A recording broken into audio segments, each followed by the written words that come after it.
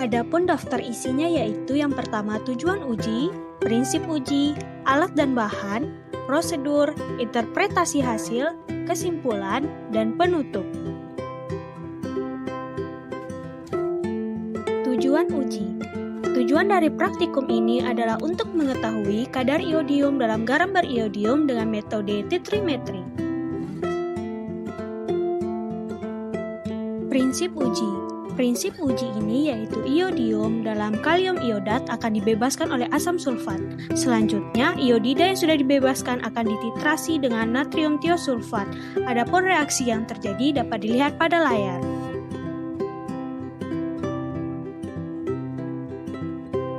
Alat yang digunakan dalam uji ini yang pertama yaitu neraca analitik, yang kedua Erlenmeyer, yang ketiga labu ukur, keempat pipet tetes, yang kelima gelas beker, keenam sudip, dan ketujuh corong. Adapun bahan yang digunakan dalam uji ini yang pertama garam beriodium, kedua kalium iodida 10%, ketiga natrium tiosulfat, keempat kalium iodida 20%, kelima kalium dikromat, keenam amilum 1%, ketujuh asam klorida, kedelapan asam sulfat, dan yang terakhir air suling. Prosedur. Pertama, standarisasi larutan penitar.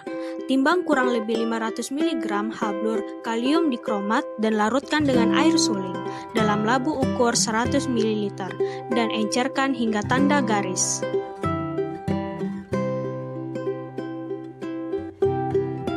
Kemudian, 25 ml larutan kalium dikromat dipipet ke dalam Erlenmeyer 500 ml yang berisi 10 ml larutan kalium iodida dan 25 ml asam klorida. Penambahan kalium dikromat pada uji ini adalah sebagai standar primer dikarenakan tidak stabilnya natrium tiosulfat untuk jangka waktu yang lama. Selain itu, dalam keadaan asam, kalium dikromat akan mengoksidasi kalium iodida menjadi iodin bebas dengan warna coklat. Fungsi larutan kalium iodida yaitu untuk memperbesar kelarutan pada iodium karena iodium sukar larut dalam air, mereduksi analit sehingga dapat menjadi acuan dalam standarisasi dan mengurangi penguapan iodium. Dan penambahan asam klorida dilakukan untuk memberikan suasana asam. Iodium juga akan bereaksi dengan hidroksida dari asam klorida dan menjadi ion iodida. Kemudian, encerkan sampai 200 ml dan dititer dengan larutan natrium tiosulfat. Dalam uji ini, natrium tiosulfat berfungsi sebagai titran dalam reaksi antara iodin dengan agen pengoksidasi. Titran harus dalam suasana asam. Terakhir, peniteran diakhiri bila warna larutan berubah dari biru menjadi hijau muda. Kedua, penentuan iodium dalam sampel. Timbang kurang lebih 10 gram bahan dan masukkan ke dalam Erlenmeyer bertutup. Lalu tambahkan 50 ml aquades matang, sisakan 20 ml, lalu tambahkan KI 10%. Sebelum penambahan KI, tambahkan 2 ml asam sulfat, lalu Erlenmeyer ditutup dan disimpan di tempat yang gelap. Aquades ditambahkan untuk mengencerkan padatan menjadi larutan. Penambahan asam sulfat dilakukan untuk memberikan suasana asam pada kalium iodida. Erlenmeyer ditutup dan disimpan di tempat gelap dengan tujuan agar cahaya tidak dapat menembus Erlenmeyer dan oksigen di udara tidak merusak kestabilan larutan. Selanjutnya, bilas tutup Erlenmeyer dengan sisa aquades 20 ml, lalu titrasi dengan natrium tiosulfat sampai warna coklat kekuningan, dan lakukan standarisasi iodometri. Lalu, timbang kurang lebih 0,5 gram kalium dikromat ke dalam Erlenmeyer 100 ml. Tambahkan 100 ml aquades, kocok hingga kalium dikromat larut.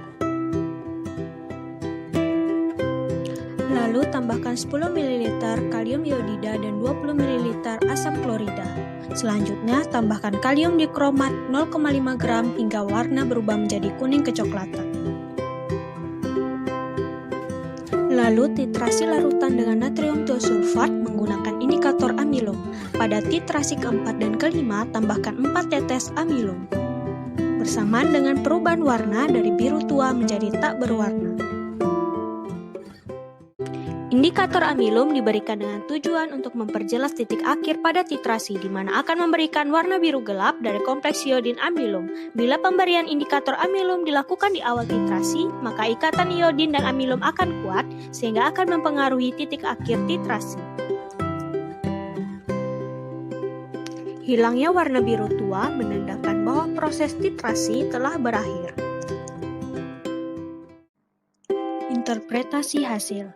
Berdasarkan SNI, kadar kalium iodid dalam suatu produk garam dapur diharuskan sebesar 30-80 part per million atau minimumnya 30 mg per kilogram.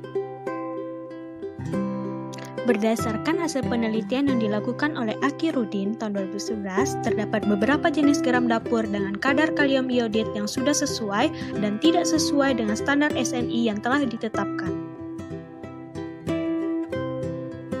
Sebelum melihat hasil tabel, adapun rumus pengukuran kadar kalium iodid pada garam dapur, yaitu dapat dilihat pada layar.